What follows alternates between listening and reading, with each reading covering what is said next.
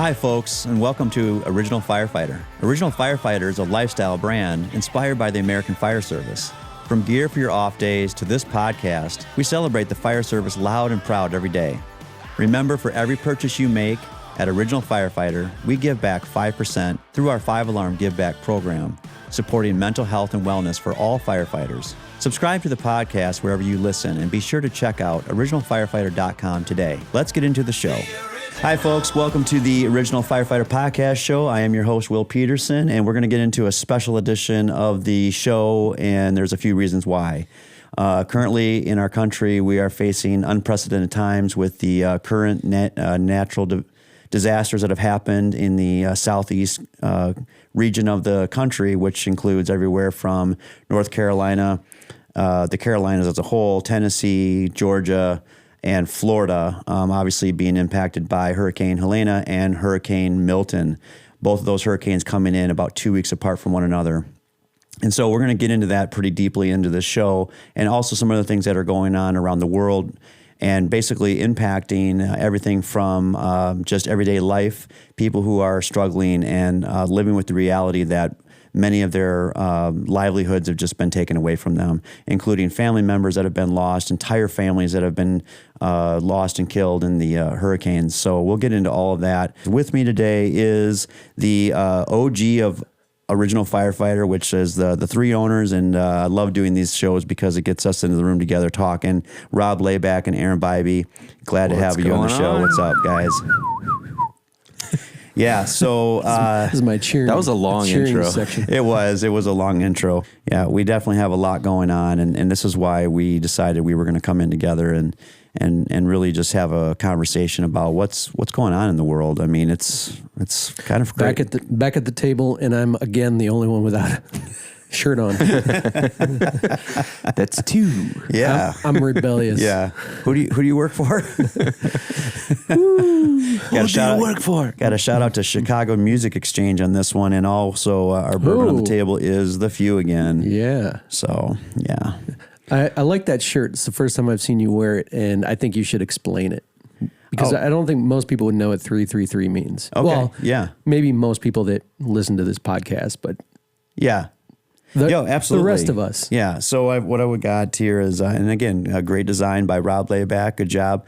And I should point out, Rob, you do lay out a ton of our designs for Original Firefighter, and they are hitting. I mean, they are very good. And I get a chance to show off our merchandise and our prints and things of that nature, and I always get good feedback on all that. So keep up the good work, man. Thank you. Well, we'll keep you around. Thank you. So the 333 shirt. Yeah, the shirt. So it's a fire helmet, obviously, with the numbers 3-3-3. So anytime that you have a firefighter that's died in the line of duty or killed in the line of duty, there is a signal that's the 333, which is a tap out of 3 bell strikes, 3 bell strikes, 3 bell strikes, and then just that, kind of that moment of silence of realizing that you've lost one. Why 3? I know there's, we discuss this because it depends on like what department you're in. It can vary a little bit. So, but that's the international or national. The international, the IAFF. So the bell strikes harken back to when fire departments used a ticker tape, and they would actually do Morse code. So they would actually tap out or type out on a Morse code tape to all the other fire stations within their departments. So like, say, Chicago or New York, Boston, they would use this Morse code. They'd have somebody, like they called him the watchman or watch guy. And so he'd have the watch. He would be in this office, and he would tap out when companies would go out on a general alarm or a box alarm. And then they would also type out when that alarm might get either upgraded, or they type out when the alarm would get canceled or struck out. So this was dispatch. It was basically, so it was dispatch, and it was also a way for each firehouse to be sufficient that they could also communicate to other firehouses activity that's going on with their particular I know units we're getting and off rigs. topic here, but at that point, how are they escalating a fire? How are they getting communication back from the scene? Man, I don't know. I don't exactly know that. Well, they'd have to be. So they would be Some listening guy in the corner. No, you would have somebody in the watchroom that would be listening, monitoring to the radio. Okay. So that would be another way for field communications to come back by listening to this radio in the watchroom, and then they would be able to update or make changes. You'd have like change of quarters, so they would tap out to another firehouse and say you need to move up to another company, another station, or tap out another code that says the alarm is being upgraded to a second, a third, a fourth alarm, and you'd bring more and more resources. So basically, the long and short of it is that it's very rudimentary, right? But back in the day, I mean, you had to know what you were doing. You had to be Johnny on the spot, and that's why you get the term a Jake, or you're a good Jake. Yeah. By somebody who was very good at doing that Morse code and tapping out those ticker tapes in the firehouses. This is the fun part, and there's so much tradition, and there's a lot of whys, especially from the outside looking in, like why that, or why the nickname Smoke Eater. It's really interesting why there is this terminology, and I even wonder how many firefighters know this stuff. Well, I think it varies. I think it varies, right? I mean, if you've been around for a long time, or especially if you're a second or third generation firefighter, you know a lot of this folklore of the fire service. If you're probably brand new and you're coming in 2024, I don't even know if you know what Morse code is. Little green, yeah, for sure. Couldn't identify a cassette tape, let alone. So I mean, I think it all just, and I think it especially, it rings very true to the East Coast, because so many things started on the East Coast. It'd be kind of fun, like get some new firefighters in a room with some old gear. Try to get them to guess what was this for? Yeah. What was it called? I had a fire chief in Fitchburg. His name was Simon Hertzler, and he took over after Larry Hubert had moved over to Sheboygan, and then he passed away. But Simon Hertzler took over. He was an older guy, and I mean, he looked like my grandpa, when I was young. So. But he would tell me that his very first self-contained breathing apparatus, and I'm using air quotes for those who are just listening, but I'm using air quotes, that his first SCBA was a wet sponge. I have heard that. Yeah, I've heard that several times. That they would basically carry a dry sponge in their fire turnout, like in their coat, and all they had back then were just long rubber coats. What year was this? What are we talking? I mean, I think we're talking like 1950s. Seriously? I've heard 1950s. They were going in with a wet sponge in their mouth? And a wet rag. I've heard some guys talk about. I thought we were talking like 20s or maybe even before. I thought that was further back. I mean, we could dig into this, the evolution of the self-contained breathing apparatus. I have no problem doing that, but I'm using some, give me some leniency here. I'm not, looking right at when was the first SCBA put on by a firefighter, but they've evolved over time for sure. But I'm just, relating this one story where, Chief Hertzler had said to a very young, impressionable firefighter that his first SCBA was a dry sponge that he carried in his long coat. And if he had to go in, they'd wet that. He'd put it in his mouth and attempt to make entry. And think about this. I mean, they're doing this at a time when, firefighting has changed so much.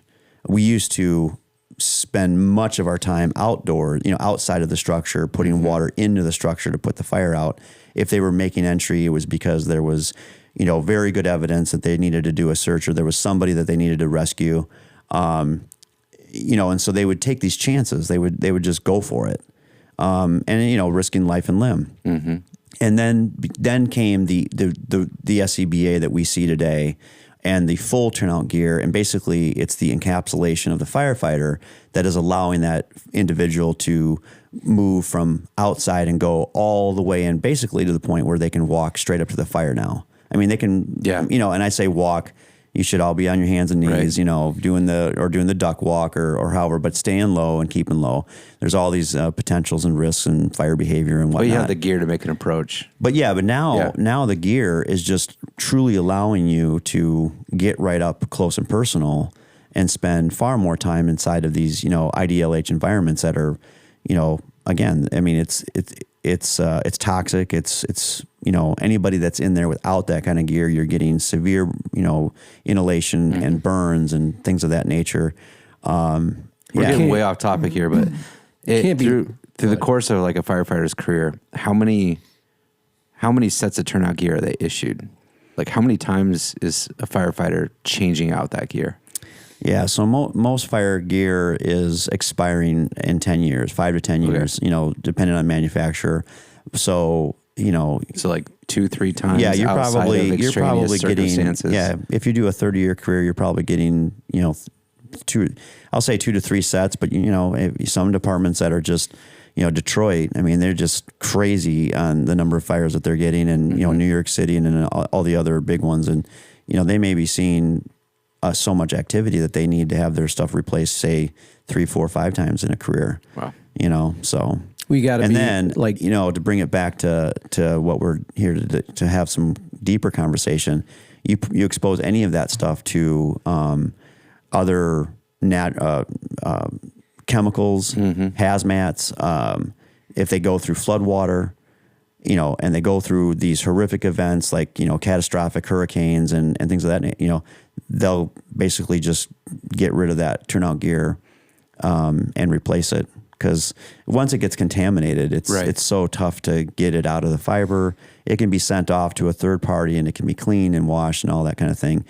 But the safest thing to do, if you're really looking out for the firefighter's health and well-being, is replace the gear. Let's not cause them to have more, risk than what they're already taking. Right. It's amazing how, like, I looked at some of the evolution of the gear depicted in something I think we were looking at the other day. It was kind of like the 1950s up to now, and it has evolved so much from a sponge to what you use now. And in 10 years, we're going to be looking at like probably robots going in, Yeah. I mean, how far are we really off of that? Where Elon Musk's Tesla robots go in and fight fires and take and just urinate on them, but honestly, it's got to be going there pretty quick. Did you see war is, we used to fly planes into war zones. Now we're flying drones. We don't want to risk lives.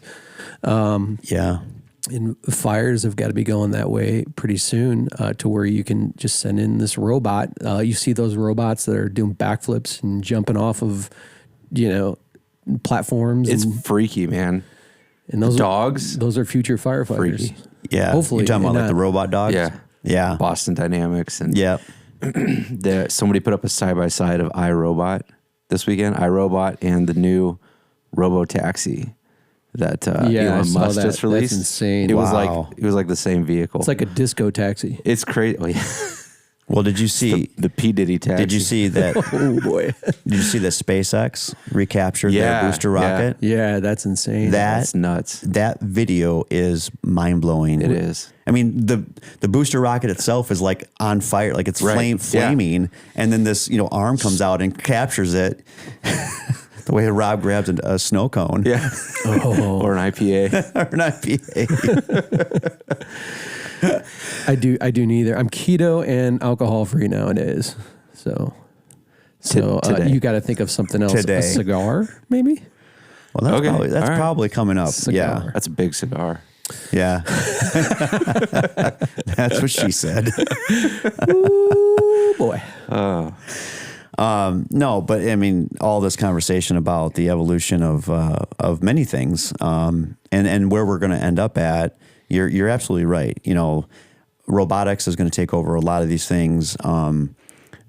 First and foremost, I mean, if we have the ability to not lose firefighters and first responders in the line of duty, I mean, I'll take that chance. It may not be the sexiest thing for fire. I mean, I know I loved being a firefighter from the point of view of, aggressive tactics and going in and getting, intimate with the fire itself. Doing the work. And getting tired and sweaty. But if people don't have to die and you get to go home to your loved ones, isn't that what we're trying to all achieve? But there is something like, I mean, how much would that turn over the culture of the fire service if in 10 years a firehouse is like a control center for drones. It's not as sexy. Yeah, it's coming because the department, Rockford, Illinois, when I was retiring, I think had obtained 5 drones, and that's a department of 300.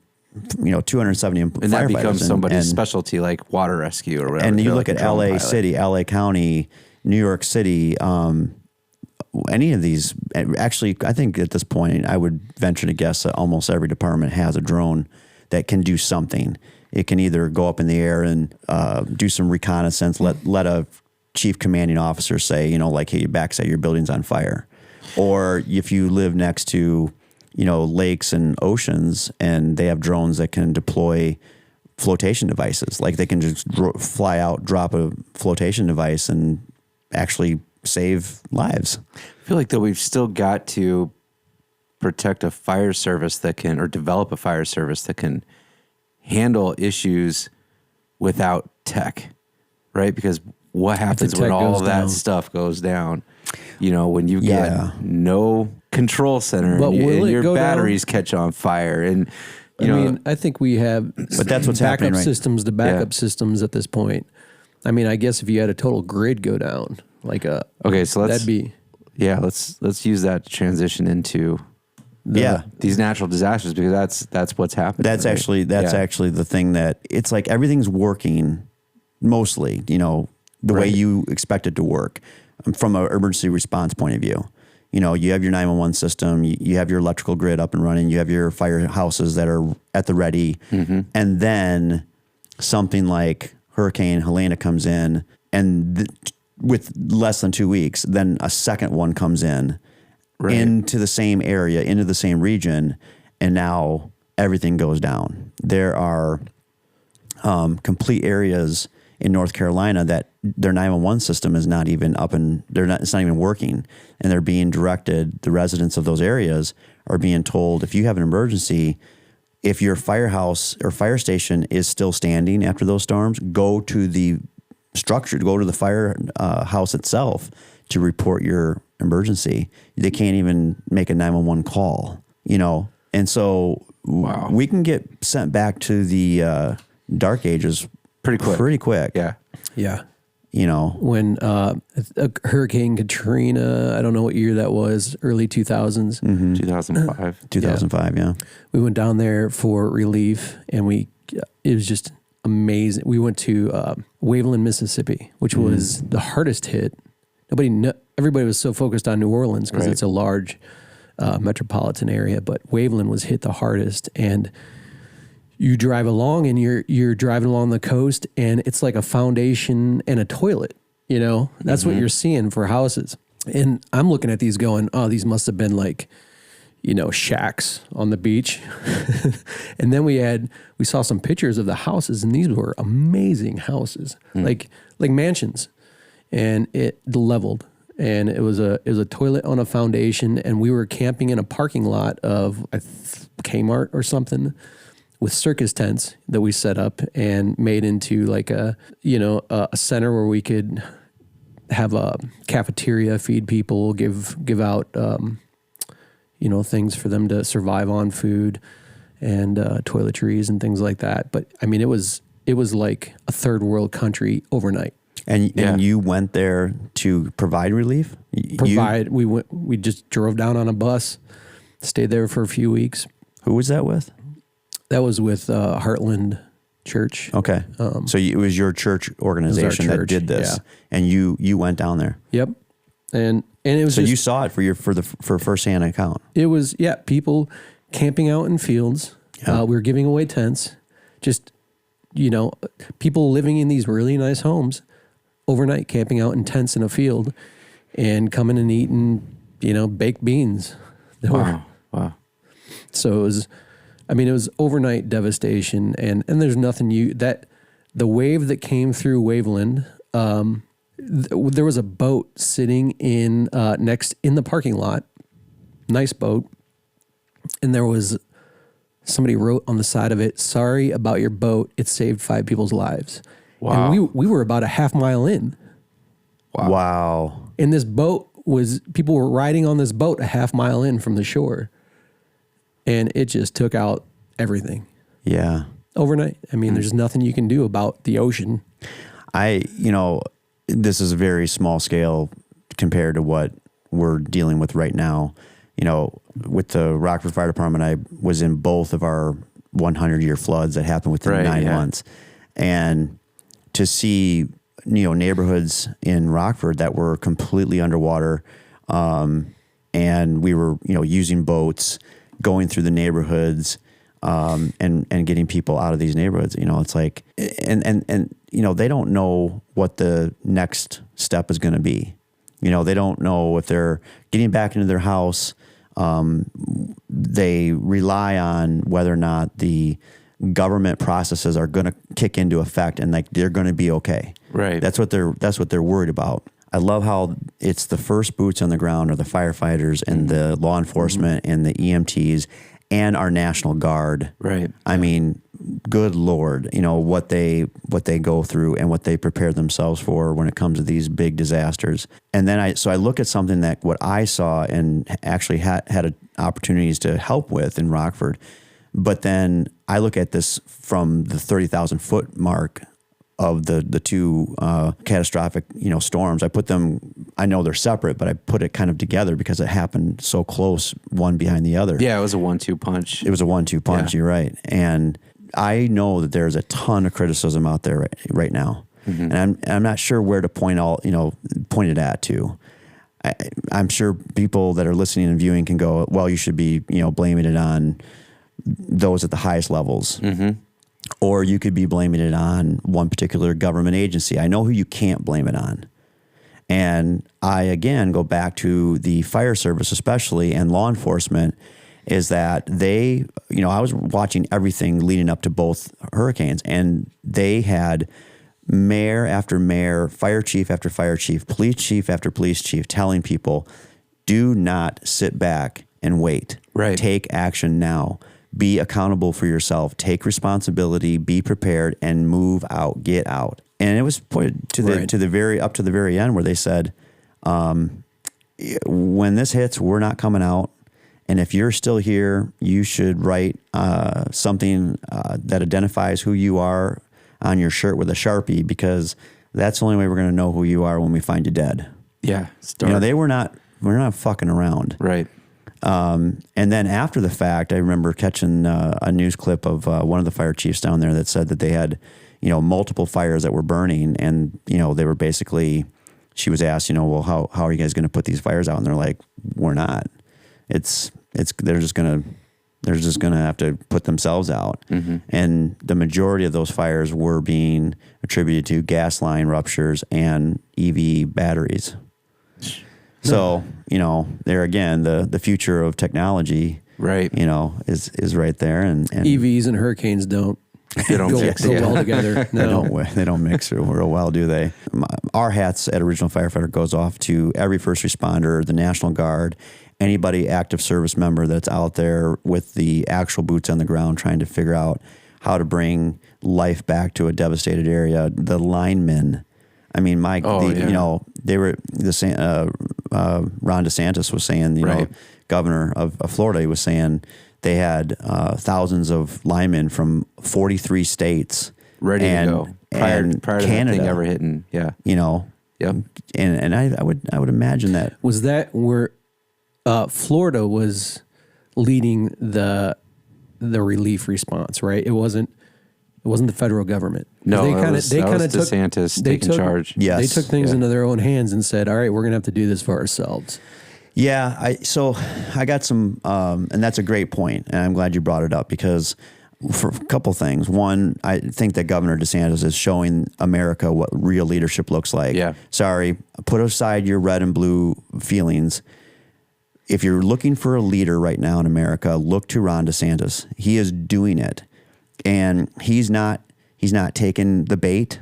Mm-hmm. He's not, hearing these, talking heads or the political, parties going, well, you're playing political games. Bullshit. Yeah.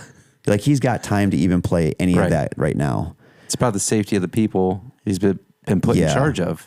So, he is doing it, and he's basically saying that it's our state first. Interesting, right? As he should, as any governor should. Mm-hmm. So our state first. It's not that he's not thinking about, I imagine he's not thinking about, it's not that he's not thinking about North Carolina or anybody else that's been hit and devastated. He has to think about the Floridians first, just like the governor of North Carolina. He's got to be thinking about the residents of North Carolina first. The reliance on government departments to come in after a disaster to fix the problem, right?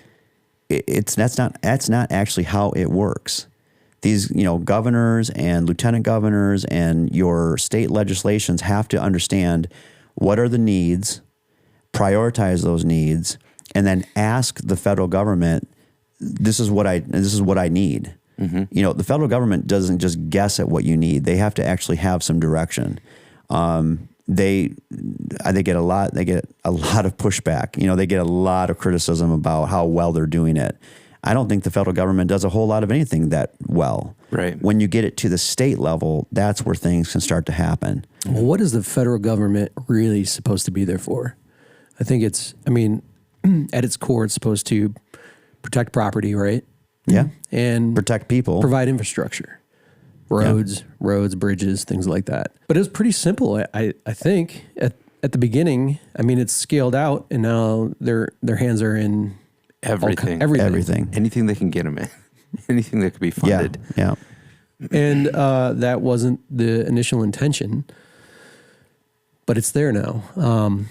There's different types of leadership. There's I think DeSantis looks at his state and wants to make it.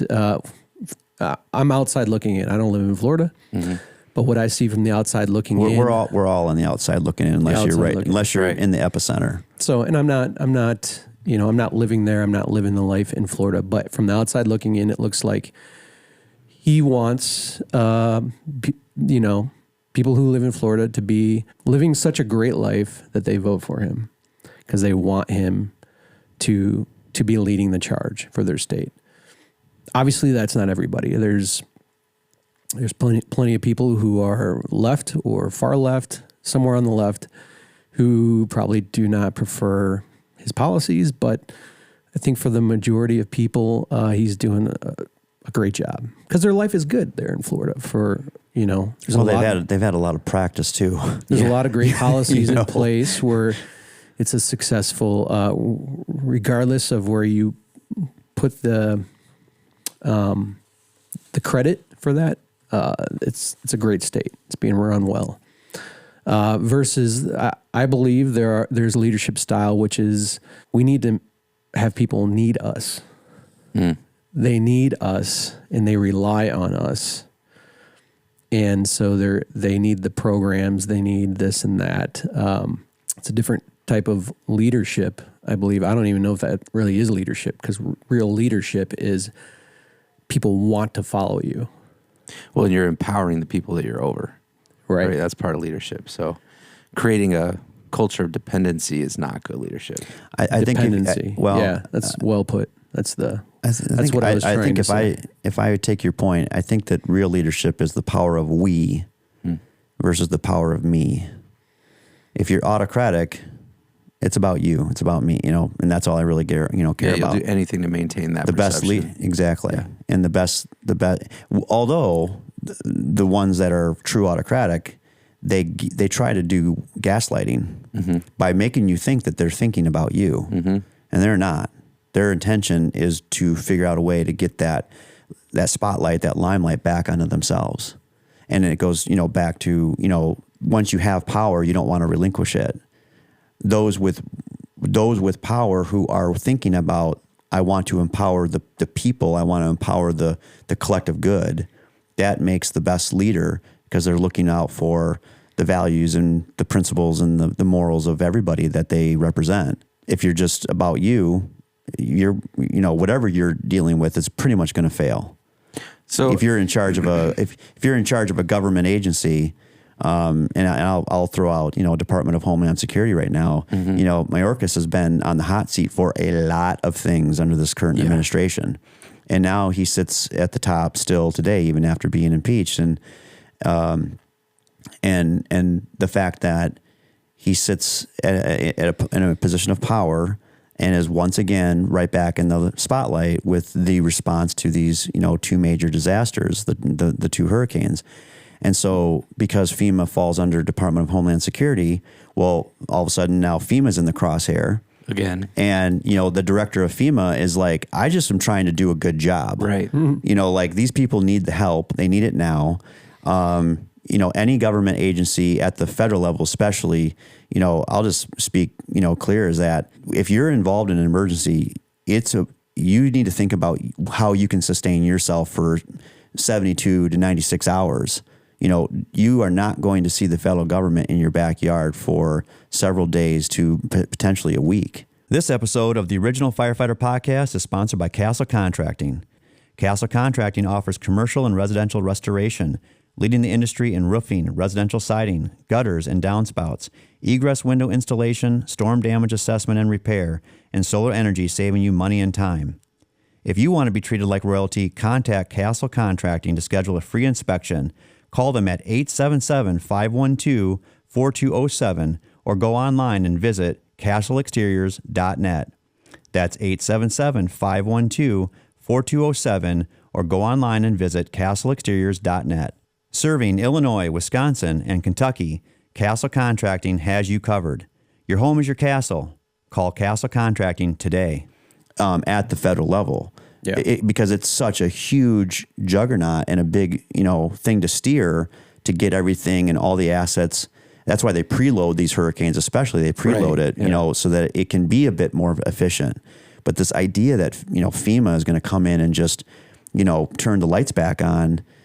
So it's not real. Katrina was like the biggest indictment of FEMA, right? I mean, we remember the coverage of people sitting on cots in, arenas waiting for water for 5 days or whatever the claims were. Yeah. The inability of the federal government to come in and fix natural disasters, which is not a surprise. Yeah. Right? When we were down in Waveland, FEMA was way behind us. Yeah. I mean, we were there with I mean, you're going out on a ski boat, and they're trying to drive, a freight ship or a cruise ship down. I mean, it's just things move much slower when you have that level of complexity and bureaucracy. So I liked what you said about, you need to be prepared, especially if you live in an area that is known for getting hit by these natural disasters. None of us are immune to them, but there are areas that are maybe more hot zones for it. So I like that idea of like 96 hours, kind of self-sufficient. Absolutely. So like what are tips you give? What are some practical things that people could do to just be prepared for that first 72, 96, whatever it is? Well, here's a few things, and that's a pretty tall cliff I can jump off of. Sure. All right, let's keep it to high what level. Yeah, let's keep it to what people could actually really do. This doesn't need to turn without into becoming podcast. without becoming preppers. And one is have a week's worth of water on hand. I mean, no joke. I mean, you can get by on not having a lot of things in your life. You can't get by without water. Right. You can even get by without food for a while, but if you don't have water, it's not going to go well for you. And this goes back to like right now, they're trying to get, trillions of water into North Carolina for drinking water, and again, the roads are such a mess. They're having to airlift in a lot of things. And so you've got, just how do they start building roads in an emergency sort of way just to be efficient at getting the basic needs, which would be water, food, some power, here's the other thing, and I'm getting off course here. Here's the other thing that caught my eye was that these are areas of the country that in October, historically, their temperatures still, usually hold around 70 to 80 degrees. It is crazy to me that these two hurricanes came in just did the 1-2 punch, knocked everything completely on its back. And then Mother Nature decided that they were going to drop the she was going to drop the temperature down to the 40s and 50s. And so now you have all these, Carolinians and Floridians. I don't know if I'm saying that right, but I'm trying. But you have all these people that are totally devastated. They don't have a roof over their heads. They're trying to get some nourishment and some water, and they're cold. Mm-hmm. And who would think, like, in Florida, right now the temperature typically they're still like high 70s, low 80s. And then all of a sudden it drops to 40 degrees at night and everybody is cold and wet and can't find food and water. And it is crazy to think that this is what it's been like for the last couple of weeks. Well, the first one hit, I think, September 20. So Hurricane Helena basically lasted, the impact of it, I should say the direct impact was September 24th to the 29th.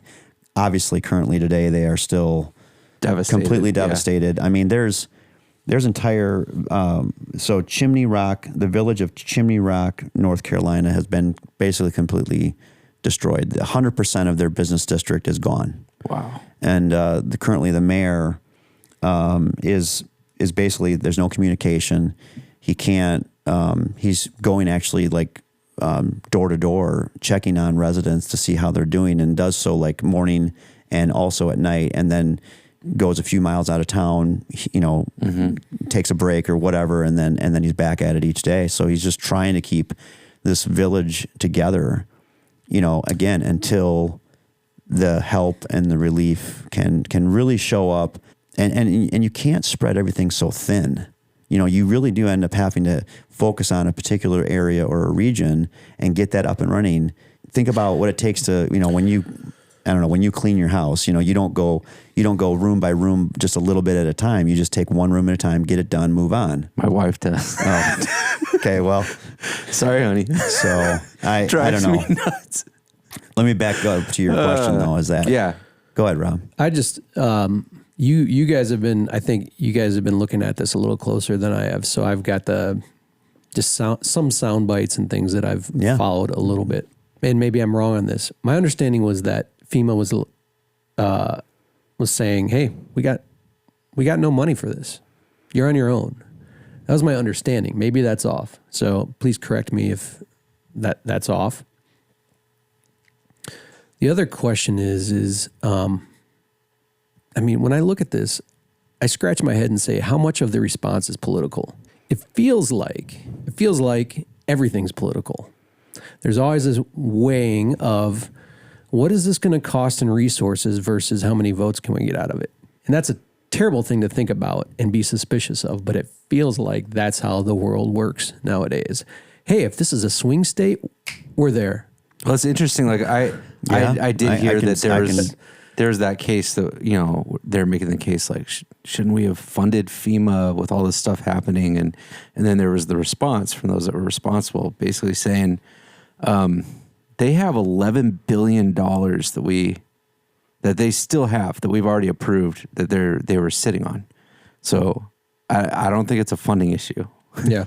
So it's, let me just give That's you just some. what I've heard, and I didn't know if that was true or not, because let me break this down. You hear is true. Let me break this down for us so that we can kind of dissect some of what you're bringing up, Rob. And I also still need to answer the question of the tips. Yeah. Let me do the tips first. Okay. So the tips are this: a week's supply of drinking water. Get a good, solid couple first aid. First of all, you're really probably not by yourself. You probably have a wife or a girlfriend, some children or whatever. So have 3 or 4 first aid kits with some good, items in there. I mean, what do you think is going to happen if you go through a storm? You might get some cuts, some bruises, so have some ways that you can treat some of your basic wounds. Have some disinfectant, I mean, you don't want these things to, fester and become a major infection. So, first aid kits, water, goes without saying. Anything in the vein of like MREs, and you don't need to be attached to a military unit. I don't need like a supply house of buckets of food. But I mean, some of the go to a camping store, go to an REI or go to a camping store or go online and order. You can actually just order packs of camping food that will camping food. It'll last quite a long time. And so just have some of those basic things. And then, like I said, I mean, you're going to need to be prepared for the elements that come later. I always think about when these things have happened. Katrina's, one of them, and they always, where do hurricanes develop at? They're, down in the south or around our oceans and waters, and they're driven by the moisture and the temperature. Yeah. And it always ends up being that after the hurricane happens or after the storm or whatever it is, and then it gets so blazing hot afterwards, typically. Okay. So like, for example, my mother, she lives in Springfield, Missouri, and in 2003, they had an outbreak of tornadoes that spanned from a huge swath of tornadoes that hit Oklahoma, all through the Missouri into Tennessee, and it was like 180 tornadoes that broke out over three or 4 days. Unprecedented. One tornado hit the south side of Springfield, Missouri. The Weather Channel plays this tornado over and over because it stayed on the ground for like 28 miles. It was a mile wide swath, and I'll never forget.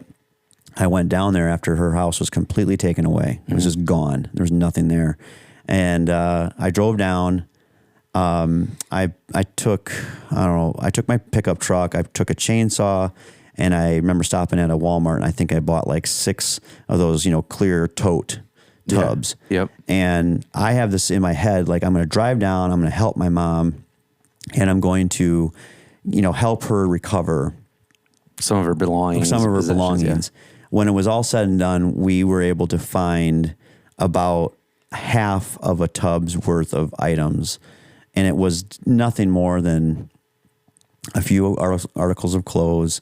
There was like a couple of photos that were just kind of like thrown around on a field. And we found some like cutlery, like a couple knives. There was nothing. There was literally nothing. Wow. And then it got so fucking hot.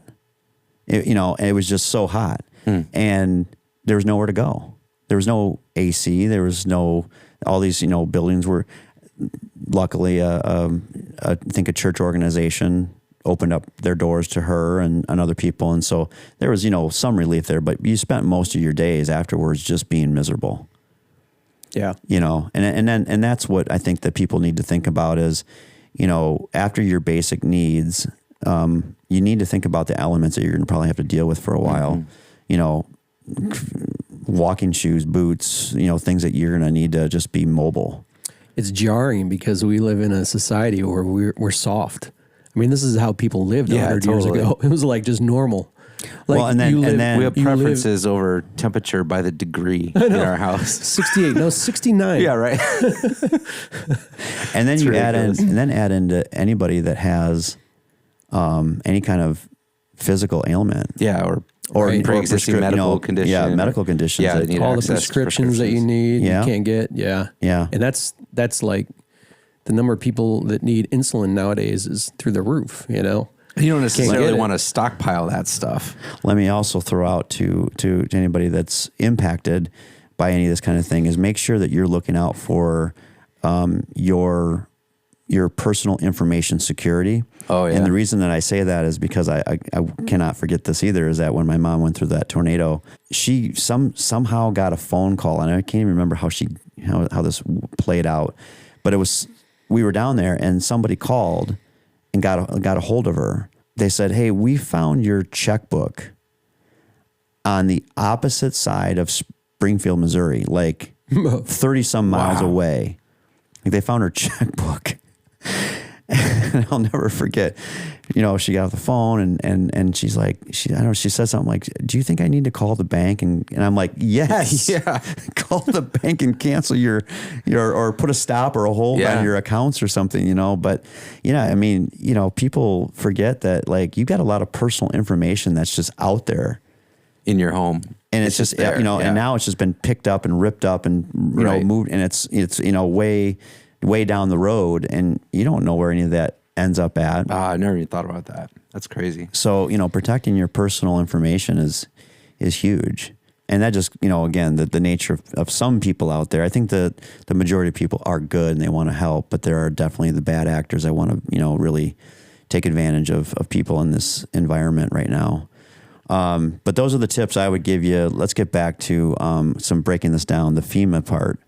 The annual budget of FEMA, this is of FEMA itself, the annual budget as of 2023 was $29.5 billion.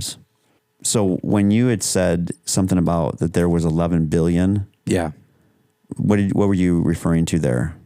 To the amount that was unspent at the time that these natural disasters were occurring, and people were concerned that the approval of additional spending wasn't being made in a vote before recess. Right. And so that's what I would. Yes. Yeah. And that's what I want to. And then it was addressed. No, it was already approved, and there's still a remaining, whatever it was, 11 billion or whatever. So why were they saying that there's no money? Well, that's what I was getting at. If there are political drivers in this, I could see we saw where the backlash occurred. It was basically like big government is not prepared to take care of us, right? To which I would say, yeah, you're right. Yeah. So what are you doing about it yourself to be prepared? And I think your tips are good. I think, though, that needs to extend beyond our home to our local government, to our community, to the state. Like, we should actively be preparing for these things because the intensity and the frequency of them is only increasing. Right. And I think as your mentality, looking at it, and what part of the country can you live in? There are safer parts of the country, like South Dakota. You got winter, but you're not dodging tornadoes typically. Safer till Russia launches a nuke. Right. But the grid can go down anywhere. Target number Who knows? one. You got natural disasters happening. You got all kinds of stuff happening in the world but I think you have to have the mentality of expect nothing, except be prepared. Like expect to be able to expect it to fall on your shoulders. Right. Well, if you can get help from the local, state, or federal government, that's great as much as you can. But how much better to be prepared enough that you can then offer help, right, and not be waiting on somebody, but to be the one that's reaching out to your neighbor. If we deconstruct this, right? If we deconstruct this and start at the top, let's start with federal government, because I think that they get the biggest hit on the chin, right? And rightfully so in many ways. I'm sorry, but they don't. The majority of my taxes go. Yeah, they do get revealed time and again that they screw the pooch. Right. When times count and when it matters, and oftentimes they're dropping the ball, and there could be a number of reasons for that. It could be that you have, an incompetent person, director, a secretary of state, or secretary of any of the departments. We do want to oversimplify things, though, and you're right. It's usually quite a bit more complicated than that. There are multiple levels of complexities or failures that prevent things from going the way that we think they should when we're funding them. And it's siloed. The federal government is a very broad term for how many people work for the federal government. I forgot the number, but it's insane. Just for FEMA alone, to go back to this conversation about what their budget is. So keep in mind that we're talking about one agency that falls under Department of Homeland. Right. Mm-hmm. This is just one agency that's falling under a bigger entity. Highly taxed. And the bigger entity was born out of a disaster itself, right. 9/11. Yeah. So you have 9/11 happens, President George Bush, he enacts presidential orders 5 and 8. And so then that creates a nationwide incident management system, NIMS. Out of this is born an agency, Department of Homeland. And all of a sudden now Department of Homeland is basically on the hook for anything that pretty much happens interior to our country inside its borders and also at the border, which is a whole nother fiasco. But then you look at FEMA with their budget of $29.5 billion. Well, they have 20,000 people that work for that agency that can grow to 50,000 people that work for that can come and work for the agency during major disasters. And I get to play in that arena a little bit. Mm-hmm. And the point I'm making is that for $29.5 billion, and if you think that all this money is sitting there just for the disasters themselves, it's like, no, this agency is running 24/7. Like their lights have to stay on. Mm-hmm. And that all, floats underneath that budget. When they start to say that they're either running out of money or that they need money or that they're, I think it's more of I take it more as that they're waving an orange flag. Now it's not red just yet, but it's like an orange flag going, we are going to need more money. Yeah, get ready. Because this is unprecedented. These are, cataclysmic events that are affecting literally millions of people. And it's affecting millions of people on so many different levels. It could be as minute as my power went out and so I need my power back on, or it's total infrastructures are completely gone and I'm virtually on an island and I can't get off the island and I need you to come to me. Mm-hmm. And then let's not forget that I think we've gotten up to like 230 people have been killed in North Carolina and 23 in Florida. So now you have those people that have been lost. Now you have their families suffering, grieving. That's just to, kind of put an end cap to that. That's the worst of the worst, is that you have these people who have died. And then you have everything in the middle. And you have people that can't find their they can't find their prescriptions. They can't refill them. They have asthma. You have people that are need treatments, dialysis on a regular basis. You have people living with cancer that need treatment. I mean, they're trying to find how do they continue to do those normal things that they would do when things are settled. Well, and for the bad rap that they've gotten in the past, and unfortunately, it's like when you have those public failures, they don't just go away. It's a scar that you carry with you as an organization, as FEMA.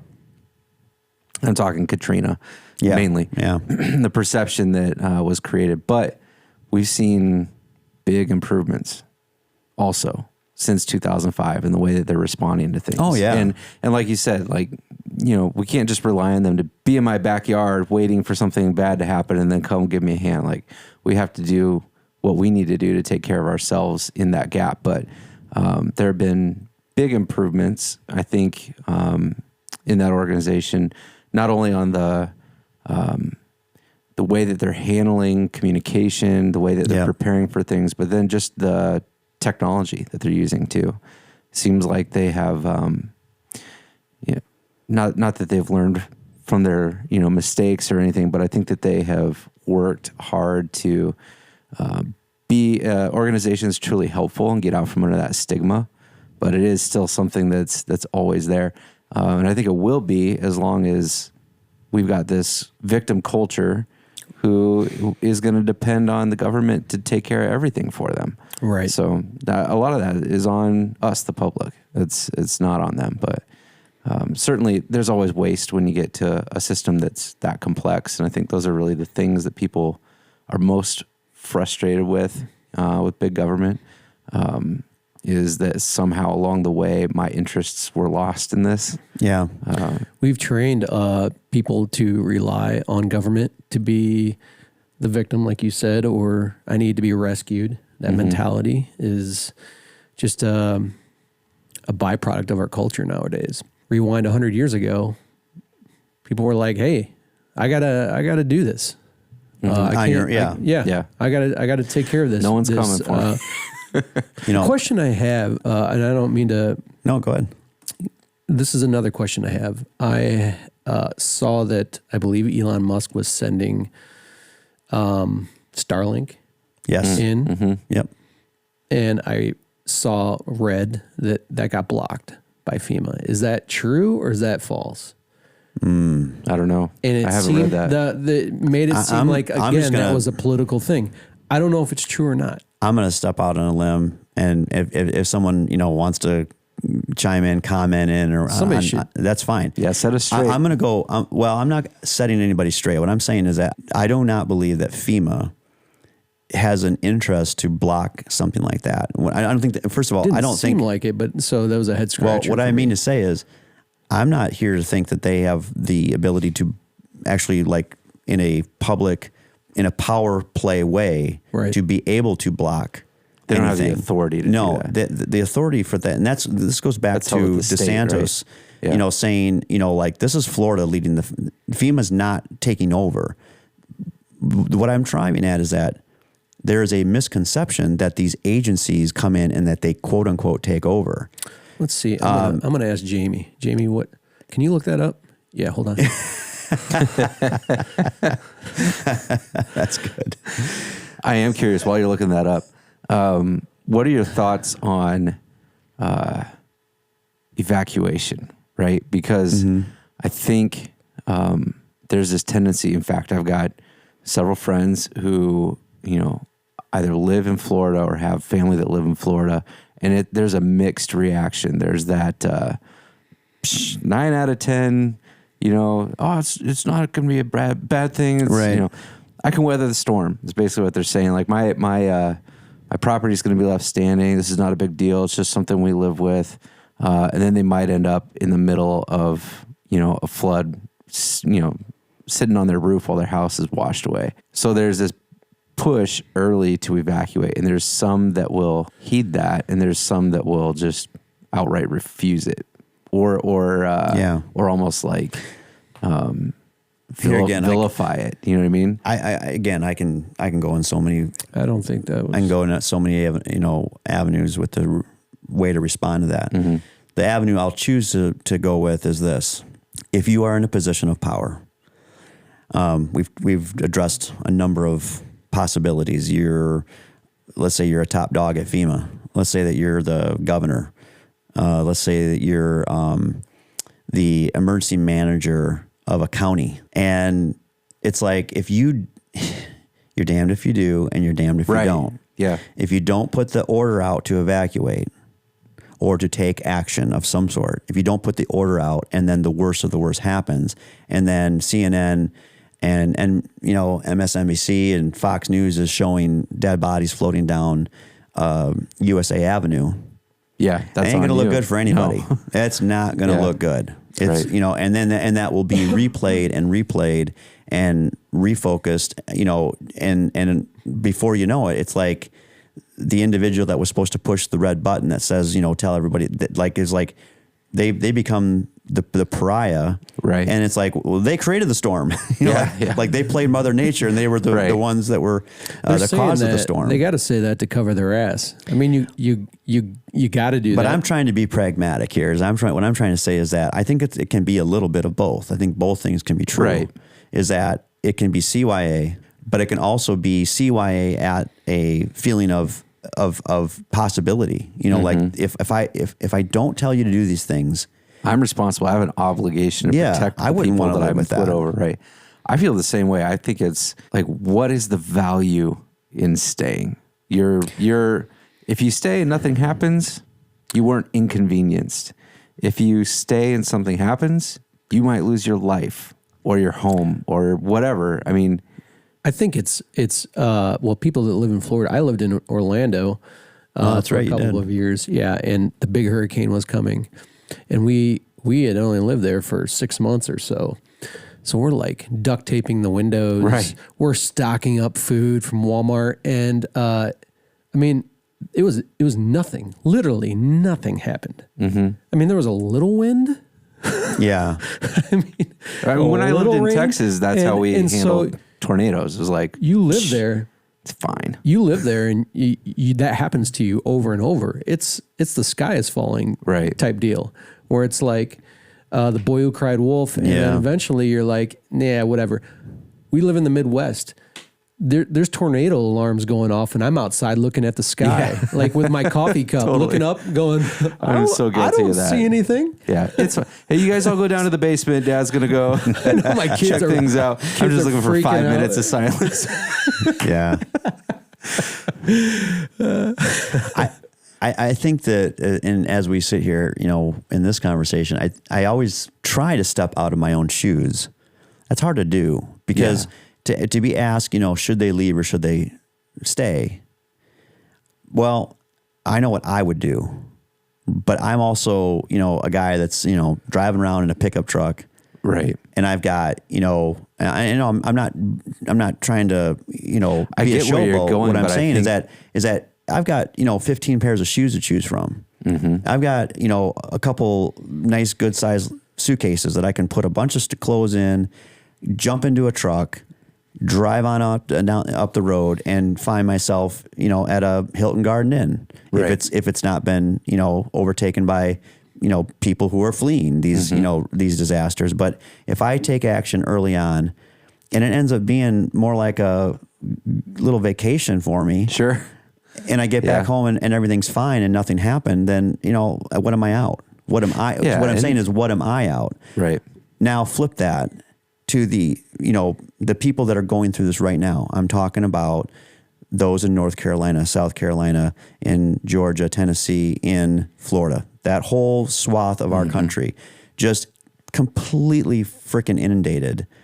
And you have hundreds of thousands of Americans that they're struggling. They were struggling before the disaster is what I'm driving at. They were struggling already. They were trying to figure out how to pay for the food and the prescriptions and buy some clothes and put gas in their car and keep the lights on. They were already trying to figure that out and dealing with that before the disasters hit, the hurricanes, along with the politics back here at home, cost of food, the inflation. And I'm so tired of people. Inflation's gone. Well, yeah. Yep. Didn't you hear? I heard it. I heard the good news. I read that Did this you hear morning the good again. News? Yeah. And that's what people, Don't we all feel great? Yeah. That's what, we get sucked into these talking points. It's like, no, see, you don't understand that the inflation already did its damage. Oh yeah. Just because, inflation has come down. Did the price go down? Did the price of eggs, did it go down compared to when? Right. We're getting way off topic here. Yeah, I don't want to go down that path, but those are top of mind if we're going down the inflation and how hard it is to live and make financial ends meet in the United States today versus 4 years ago. What I think is missed is it's what should be examined when we throw around words like inflation, when we throw around the concepts of response to disasters, when we throw around the idea, the principles of electing our local, state, federal leaders, when we are thinking about these things, for the viewers and listeners, what we should be doing is we should be taking just the one thing that is on top of your mind. Okay, we keep bringing up inflation. The one you want to be concerned about something is when it happens very, very quickly. For things to happen over, and my point is this, when things happen over a cycle of, say, a 4-year term, an 8-year term, let's say, a president gets elected for 2 terms. If you have inflation that ticks up a little bit over an 8-year period, sure. no one's going to get upset about it. No one's going to go crazy about that. It's when things spike. Yeah. It's when the inflation spikes, that's when every American, every voting American should stop for a minute and go, why is that happening? Mm-hmm. So when it spikes and then it doesn't recover quickly, that's when you should start to examine who's in charge, who is making these decisions that is causing this to happen. And and here's what they're going to do. The political opponent, the political leader is going to point to private sector and say it's because they're doing these things and they're price gouging and they're raising the price of a Snickers bar and a bag of Doritos. And then the private sector is going to point to the political leadership. Right. So they're all going to point there. Just accept that that's going to happen. They're both going to point a finger at one another and say, you're the cause. No, you're the cause. Mm-hmm. The average American person who's thinking about any of this on any kind of level on a day-to-day basis, you should be stopping and asking yourself, why did this spike? And I can relate that to, for example, we keep bringing up Katrina. How does inflation relate to hurricane? Okay. Mm-hmm. Well, here's the deal. We've always had a government in place. Katrina happens. What was the response by the federal government, and there was a spike of failure.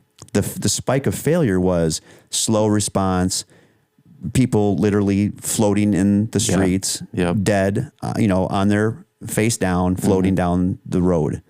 That was there. There was, literally yellow buses that were staged out. They thought they had them outside of a flood zone. No, they didn't. They staged them actually in an area that got flooded. The dams broke, the levees breached. And the spike that we should be seeing there is our federal government failed. That's the spike. It could be a downward spike. Spike doesn't have to always go upward, right? It can be a downward spike. Now we are in 2024. 2 hurricanes have happened, and we're even just skipping over the fact that we've also had unprecedented wildland fires, tornadoes breaking out everywhere. How many tornadoes led up to, was it Helene? Was it or Milton? There was like 100 tornadoes. I think there was like 120. The number I had seen at one point was like 120 tornadoes reported during the Milton, right? During the EPA, which is like the high peak of the storm. Oh, right, we get it. Yeah, it's like, enough already, God. Oh man, yeah, taking a left. And then before the right comes, you just get jabbed in the face 120 times. It's a lot there to unpack. But I drive the point home that it's never going to just be one thing, and that's what frustrates people the most is that we first of all, we've lost the capacity to dig in and really understand the information. I got some things here to further expand on. Just a few, facts versus fiction or rumor. I'm going to start with the rumor first, for example. And it's always in the way that if you interpret this in certain ways, you can quickly go down this conspiracy road. So, for example, rumor, checkpoints are being established and donations and volunteers are being turned away from Western North Carolina. I heard that. Okay. So, you know what? Let's just unpack that one for a moment. Because I don't even need to be, sorry, I know a little bit about some of the things that we're talking about. And here's what the fact is. Okay, roadways in Western North Carolina are still very dangerous and impassable in many places. A recent landslide shows potential for more serious incidents. In some areas, traffic is being rerouted to maintain availability of roadways for emergency response, coordinated disaster relief efforts, and local traffic. And so here's what I'm saying. You can take something like the fact I just read, and you can quickly say, well, if people are coming down and driving into areas and trying to help, and they're being stopped at quote unquote checkpoints, and they're being turned away, I bet if you digged a little bit deeper, what you would find is that you probably had a ton of good Samaritans, good people out there who showed up in a pickup truck with some fresh water and blankets. I'm speculating here. Yeah, I'm sure. But what I'm driving at is that the local and state and federal response agencies, the actual boots on the ground that are trying to provide organization to the response, what they're probably seeing is an inundation of people trying to come in and help. And they're saying, this is what is actually making it harder. Right. Is you need to keep the roadways clear. You cannot allow good Samaritan people just to, whimsically go into dangerous areas and go, man, I hope you get in there and get back out safely. Thanks for the help, buddy. Hey, they're down 100 feet down that cliff down there. Can you just... And so many people also end up becoming a part of the problem. Right. Yeah. It sounds harsh to say. Well, they're not trained to handle it. Yeah. And they're good intentions. They're just applying them to the wrong. It's great intentions. Areas. Yeah. So my guess is that they're not getting turned away. Like they're not turning around and just driving back home. They're probably being rerouted to a donation center. Yeah. Because the manipulation of that rumor is FEMA's trying to control everything so they can retain their funding. Yep. They're sending people away because whatever, well-intentioned, people who could do the job better than them. They don't want to be, outdone by, a bus of you church can see people. where people could go. Yeah. A bus of church people handing out tents. Just made them look bad. Yeah. This is the stuff that actually was the good thing that came out of Katrina. That's where people need to, I just ask them nicely, slow down for a minute and think about, if we look back at history and what we did learn from, say, the failed response of Katrina, the good people of America don't want to repeat that. Right. And I emphasize, good people do not want to recreate that disaster, the disaster after the disaster. Mm-hmm. And so now we're doing it again. What was born out of 2005 was the National Incident Management System, the ability to take our resources from ocean to ocean, from north to south, and say, okay, here are all these assets in the country. They could be anything from firefighters, doctors, law enforcement. They can be urban search and rescue teams. We have thousands of members from the fire service alone that are now serving in urban search and rescue teams, and every state is participating in some way, shape, or form in USAR. And they're, training at the local, regional, and state level. And now what we do is we shift those resources from area to area based on need. Mm-hmm. And the National Incident Management System helps to organize that. FEMA uses the National Incident Management System to organize their response to these disasters. Is this the same NIMS that was created post 9/11? Yes. Okay. Yes. So this is an extension of its functionality into something. Yeah. So what we've learned is the ability to collectively respond to major disasters wherever they may occur within the homeland. Mm-hmm. I can only imagine, my heart goes out. I have so much empathy for the person that's in North Carolina, in in Chimney Rock, North Carolina, or in Asheville. Mm-hmm. There's been entire families just taken away. I think there's now a whole family, like 12 people that were lost from one family in North Carolina. So I can't even imagine. Yeah, it's sad. We're sitting here in a controlled environment, and we're sipping on some coffee and some bourbon, and we're having a conversation about what we think is good and what's bad. And people that are down there are going, it's really fucking bad. Yeah, really bad. And the loss of life, which is horrible, but then just the loss of livelihood as well. I mean, entire cities, when they're wiped away, you've lost not only your, the things that you worked so hard to build up, you've lost your means to rebuild them. Yeah. Yeah. I think it's what goes through people's mind is, okay, we're taxed. The government is supposed to supposedly work for us. Supposedly. I don't know. Whatever I say, it's the other version. Irregardless. Yeah. Edit that out. So keep a running list. They work for us. We elect them to manage the budget and spend the money wisely.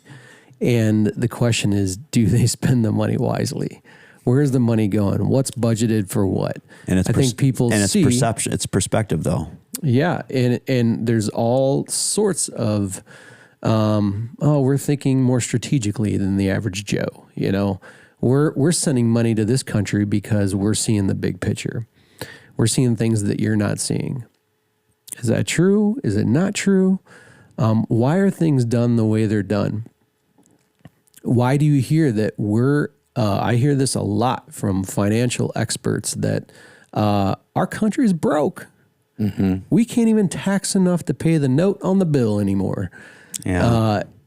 And it's inevitable that things are going to fall apart. The wheels are going to fall off the bus. And so you see, we're sending billions to this country and billions to that country, and we're involved in all these wars, but we have no money. And eventually broke catches up with you because there is no bailout when your country's broke. Right. So what happens? It's economics. You gotta print more money. You don't print more money. You provide more value to bring up the value of your country and provide on a global scale exports. So Absolutely. You can bring income into the country. You can bring. So we should be doing. We should be. It's not what we're doing. Yeah. Yeah. We should currently be, right. We should be exporting. I mean, the main thing, the low hanging fruit is drill. You're not weaning off of oil any faster. You're just buying it. You're importing oil. You should be exporting it and bringing wealth into the country so that you can hopefully manage the wealth properly. I know if there's a lot of money, it's easier to mismanage it. But hopefully there's some checks and balances and you bring wealth into the country where you can provide the infrastructure, fund FEMA at a proper level, do all the things that need to be done. But when the budget keeps getting smaller and smaller and you can't even pay the interest on the loans from China, there's problems. Mm-hmm. Absolutely. There's big problems. And those problems go away if you can think about, hey, we need to make money rather than spend it.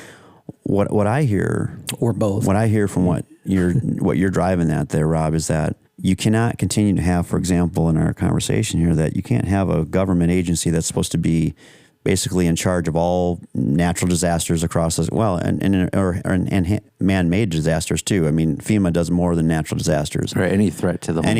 Any threat to the homeland. So if you're going to have, and then you have the bigger umbrella, which is Department of Homeland. So if you're going to continue to create agencies within your federal government, then you better have the ability to pay for those arms of that government. And the only way to do that is to put the American people back to work, get them exporting amazing things that we can do in this country. We need to innovate. Ourselves. We need to innovate. We Absolutely. need to produce.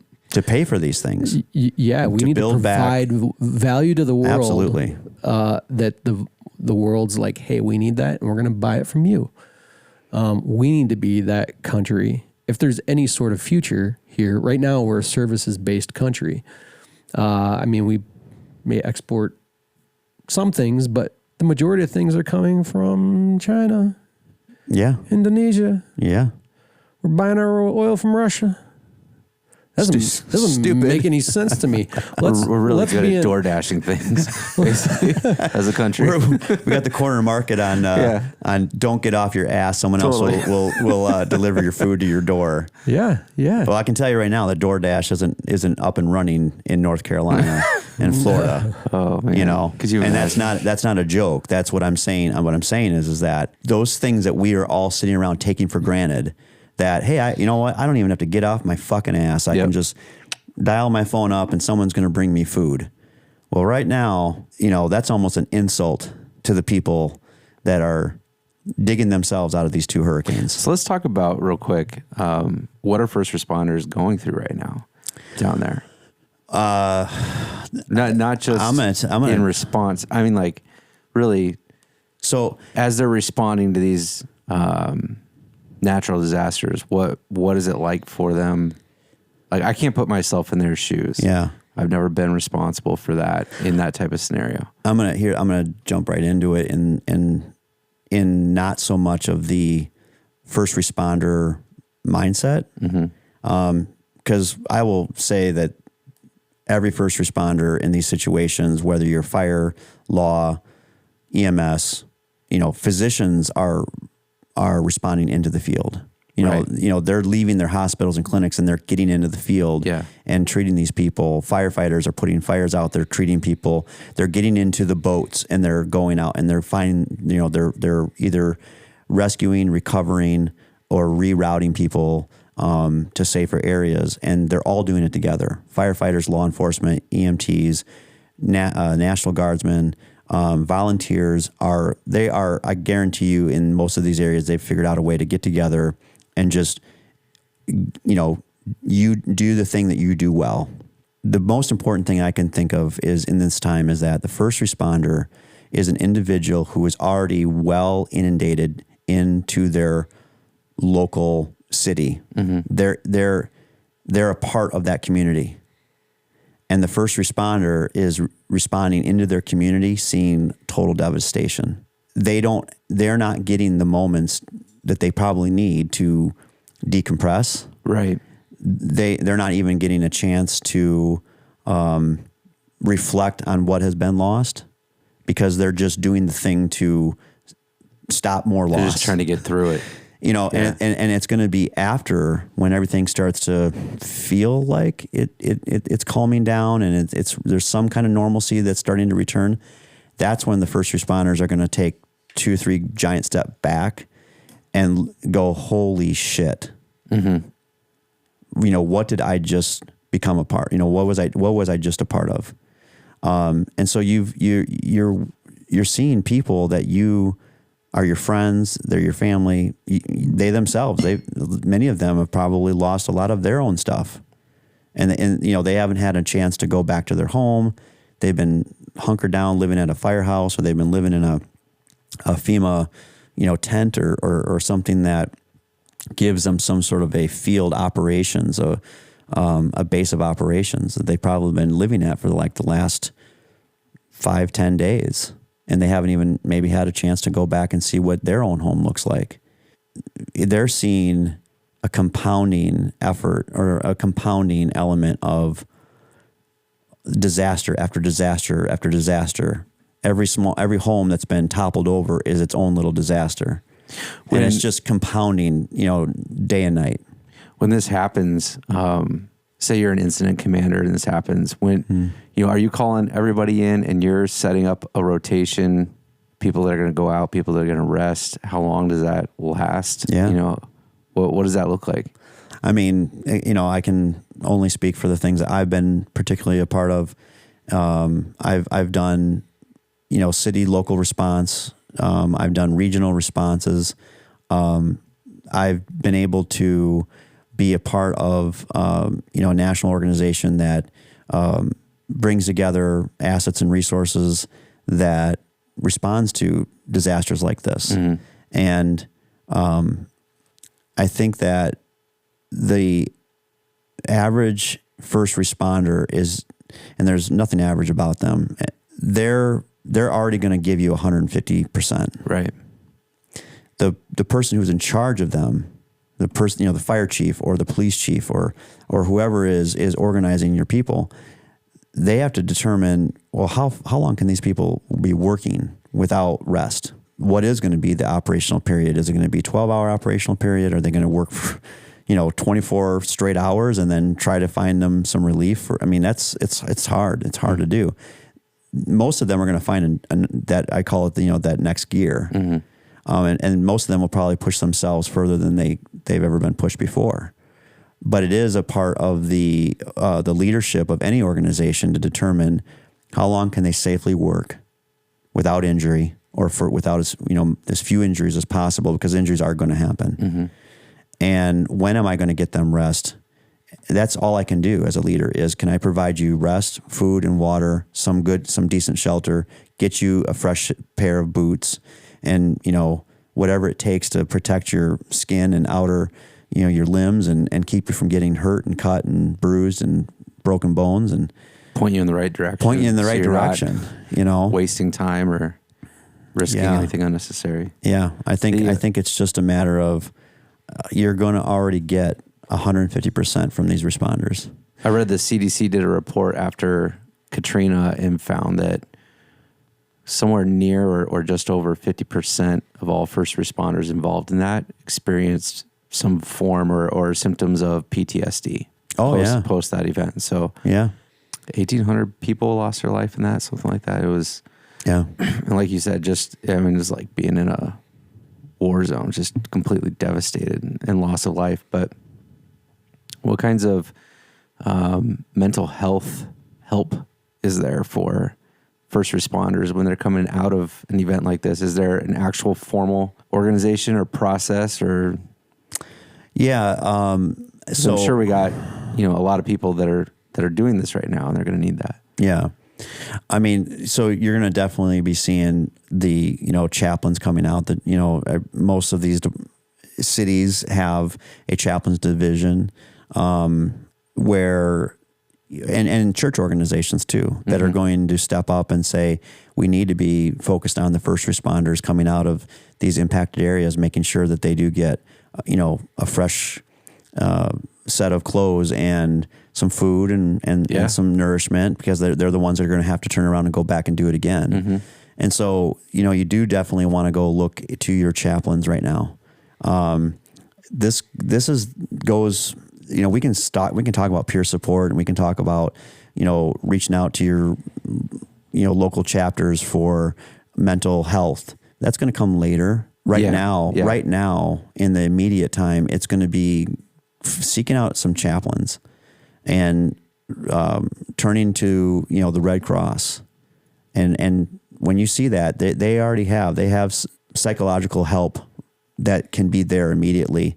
I know another thing that has gotten a lot of attention in recent years is getting these therapy dogs in there quickly too. There's just proof that, people's mental health goes up exponentially when they get to associate with dogs. That's cool. And so therapy dogs coming in, and that even opens up another element, which is there's so many of these dogs out there that are being utilized by first responders, by urban search and rescue teams, by mortuaries that are, cadaver dogs that are looking for the dead.